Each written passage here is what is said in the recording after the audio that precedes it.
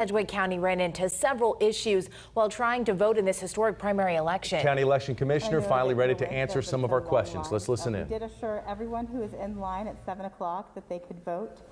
So we made sure that's happening. We actually are still receiving some sites in. I think everybody's been worked through the process, but we are still receiving some sites in, and so still waiting on getting some of those final results for you.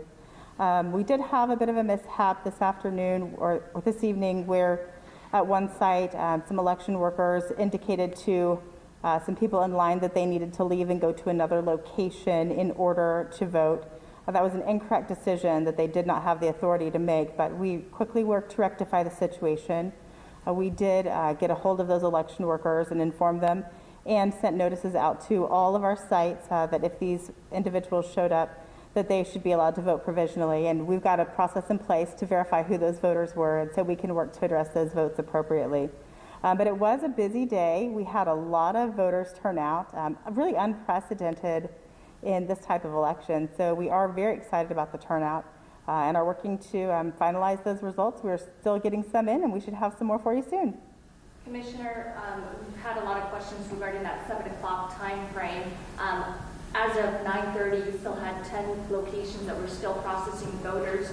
Can you again address how many voting locations you had and just how difficult it was to, I guess, process all those voters? Well, we have 81 Election Day voting locations in Sedgwick County, and we did have a lot of people apply to vote early by mail and a lot of people early in person, so we did know this was going to be a heavy, well-attended election.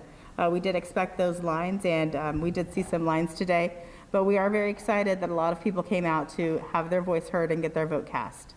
And how many polling locations had issues with voting machines? I heard of a couple, but as these voting machines issues come up, we do have a fully staffed technical staff that goes out and addresses the issues. We had a lot of reports of not enough poll workers. Can you address the poll worker situation, how many folks you had, and was that one of the issues? Not enough staff members. We had a lot of poll workers, but we also had a lot of voters. What was your biggest surprise today? I don't know that there was a big surprise, but we certainly were excited to see all the voters come out. And I apologize, I could probably take another question, but I do have to get back. We have some more tabulation to do. Electioneering and long lines were the initial concerns before the polls closed. Any other concerns that came up as the polls continue to close at 7? You know, every election is different, and we certainly know that that the lines were a concern to some people. We definitely address issues as they come up, and we were just excited to see a lot of people get out and vote. A push for more poll workers in future elections? I'm always recruiting poll workers, so anybody who's interested should go to our website and sign up.